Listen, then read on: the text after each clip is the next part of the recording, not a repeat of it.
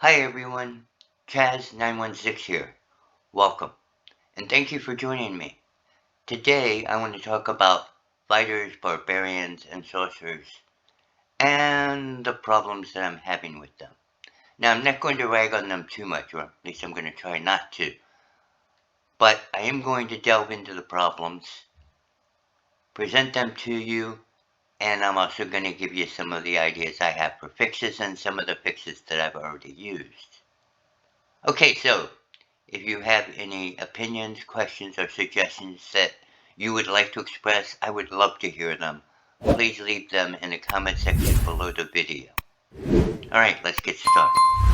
Let's start with the fighter class. I have three problems with the fighter class, all related to identity. Number one, the core class has a poorly defined identity. Basically, you're a fighter, you use weapons, you're versatile. That's it. After looking at that, look at mages. Wizard, sorcerer, warlock, all nicely defined. Fighters, nah. Okay, number two, complexity. One D&D is adding to the complexity of the fighter class. Oh, please don't get me wrong. I love the things that they are doing. It's going to make playing fighters much more fun. But they're adding things like a new weapons mastery property. They're adding more feats. And we're getting that on top of fighting styles, weapon properties that we've had before, like light and thrown and heavy and finesse. And then we have battle mastery maneuvers. We're getting a lot of good stuff. But we still are not addressing the core problem of the identity. Number three, martial archetypes. These are subclasses that you gain at third level. Now, I think they're intended to kind of provide identity, but to tell you the truth, don't like very many of them, and they don't seem to be well written, and they really don't provide identities. Okay, so having said all of that, I am quite okay with a generic fighter class, but the core class still needs an identity.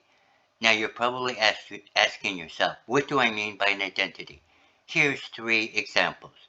Swordsman, archer, pole armament, pole armsman.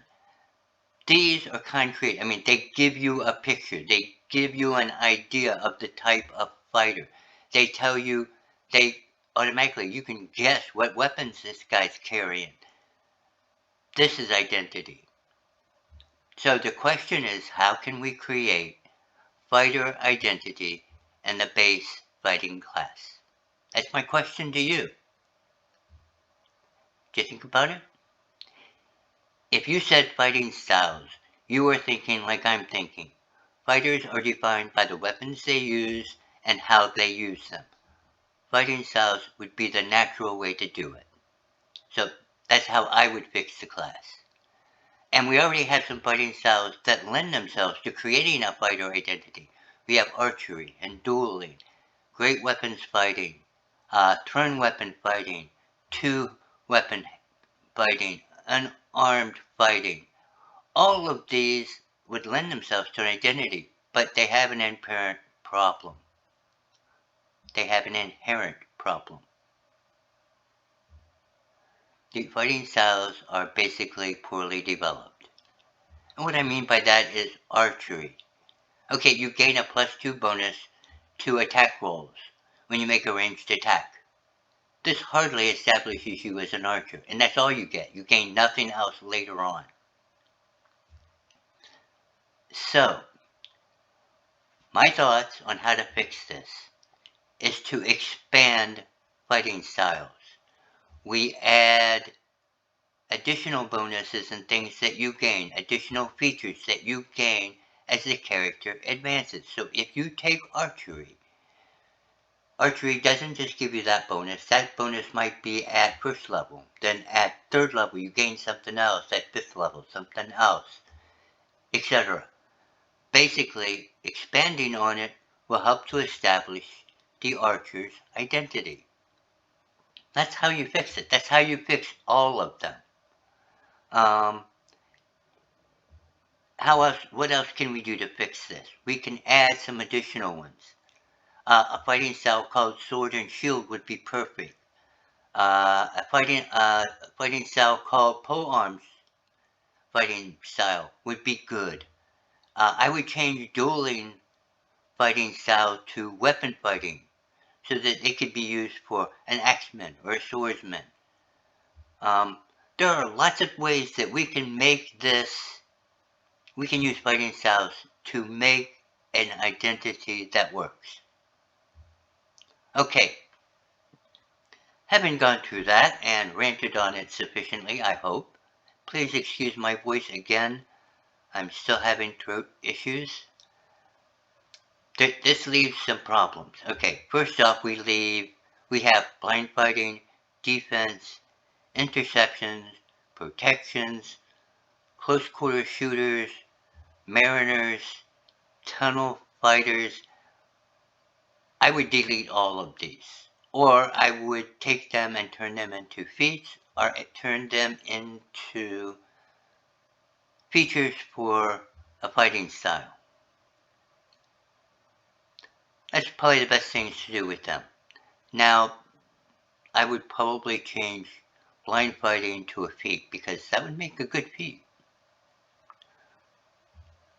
Okay, so, kind of sum it up. What I want to do is take the fighting styles, get rid of the stuff that really doesn't represent a fighting style, put some new ones in, and then support those fighting styles so that when you pick your fighting style, you will gain additional benefits as your character levels. Okay, moving on. Oh, I do have a few more final thoughts. So let me get these out of the way. Weapon masteries and mastery properties. I love them, I really do. I think they will add greatly to the class. However, every weapon should have at least 2 mastery properties. And the reason for that is because a weapon can be used in many different ways. You can take a knife and you can actually use it to block, you can use it to slash or to stab. There are different ways of using the weapons. We should have more than one property to represent them. I think 2 would be a good number. Battle mastery maneuvers. I think some of these should be included in fighting styles. Wipe out that subclass. Use those maneuvers to really help make the fighting styles sparkle. And I know that this is going to create some problems because it may make fighters less backwardly compatible. So I want to answer this to people out there. Yes, I understand that. But honestly, the changes are needed. It is about time. I have to tell you, I've already done a lot of this at my own table, and it works.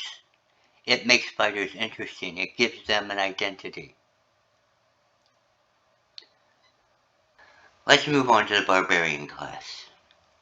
Okay, I have 2 problems with this one. The Barbarian, as described, doesn't fit my fantasy world. Number 2, identity confusion. Is it a Barbarian? Is this a Berserker?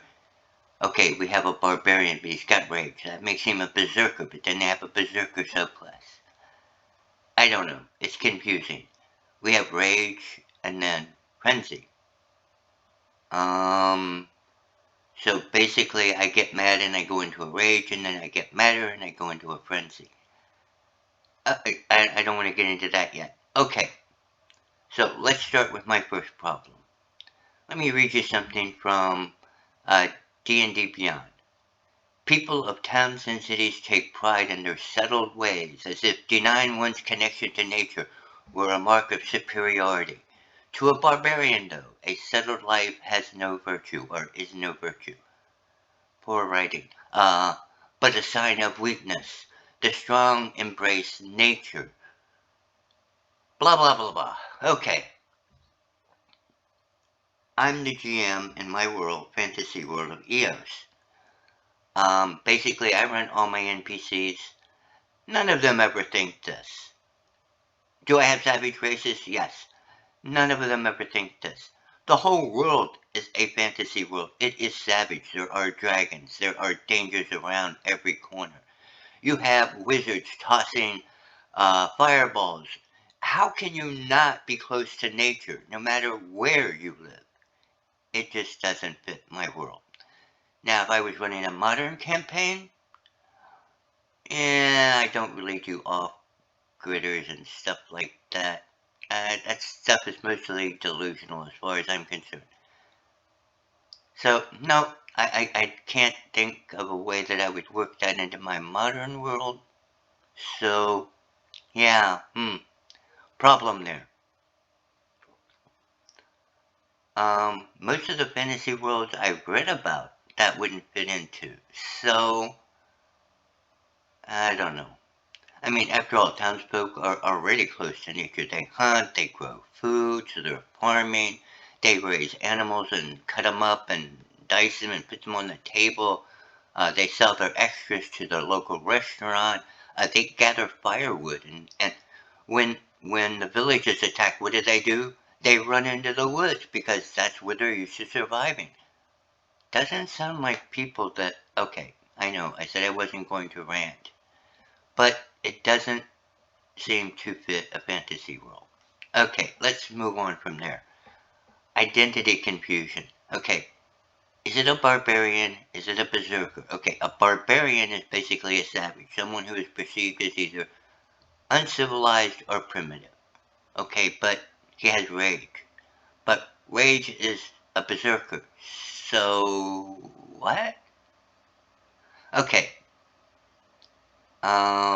that's not working for me either. And it's rage amplified, which doesn't make sense. Rage should just be rage. Let's simplify the whole thing. My opinion only. Okay, now, overall, I think that as written, the Barbarian class is going to be a Southern Play class. Its features are basically poorly defined, and while there is an identity there, it's not really an intriguing one. So, yeah, okay. But if you do want to keep something of this, like I said, I am going to present some fixes. Okay, so, first off, delete the counter versus nature, whatever. That's what I did. That was the first thing I did. Okay, number two. You could change Barbarians to a variant class. You know, give them a slightly higher con, dex, and strength, and presto, you have a Barbarian. And then just tack on the subclass Berserker. But you have to ask the question then, is Barbarians really needed? I mean, we have cave people from 3E, we have Neanderthals in 5E, we have Orcs and Goliaths. So do we really need Barbarians? Okay, ignoring that, let's say you do want to create a Barbarian class. So I would suggest remaking it. Make it a class that focuses on nature and survival and maybe monster hunting. Monster hunting. There we go. And then you could have the Berserker class added in as kind of like, you know, his closeness to hunting animals, and he's seeing animals go into how animals get when they're backed into a corner, frenzy somehow, I don't know. Work it out. Okay, my last idea. Skip trying to do the Barbarian thing. Create a Berserker class. Combine some of the features from the Barbarian and the Berserker. Create an interesting class. But leave it open-ended. This way it's not like, okay, it's not like human barbarians like the Vikings. It's not, you know, it could be any type savage race, okay? It would be a little bit more open. It would be interesting. Drop the rage, frenzy, duality, just create a rage. Maybe it gets better as the character class levels, okay? Gets added features. And then And that would be kind of cool. I mean, because they'd be more versatile. You could take any savage race that's in your world. Let's say you have goblins that are roaming wastelands. You could give them the Berserker class. Could be cool. Okay. Now, finally, let's take a look at the Sorcerer class. Now, I only have one issue with the Sorcerer class, and that is, how can a sorcerer, who is basically an untrained wizard, who's basically using their instincts and their innate magic to do magic, how is it he can control magic and magic spells better than a wizard? I mean, really? This conceptually makes logic to everybody? I'm the only one who sees this problem. Okay, I'm not going to rant on this. Metamagics gives sorcerers the ability to control magic better than a wizard. Hopefully that's enough said. Doesn't make sense for an untrained wizard.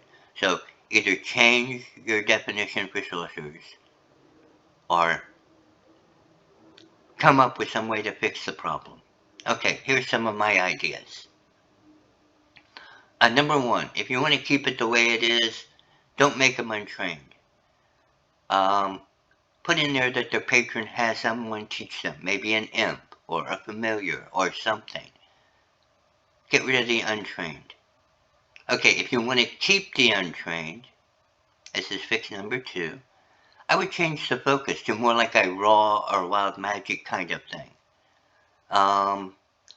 Basically, they really don't have to control things, just vary on their own.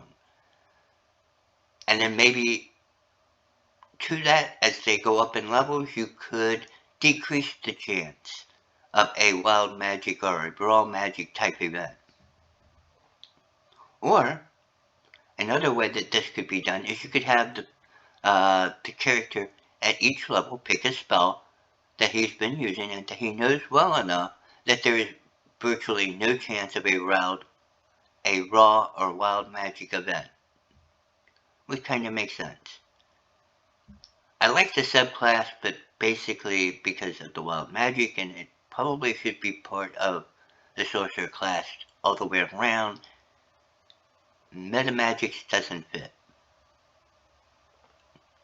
Maybe consider working some of those into the wizard class. I don't know. You guys are gonna have to figure it out for yourselves. For me, I combined the two. I combined the sorcerer with the wild magic concept, and I did that.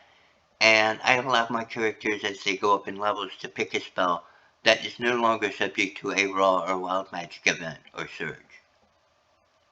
That's just the way I did it. I would really like it if the WOTC fixes this and fixes all of these issues. They're there.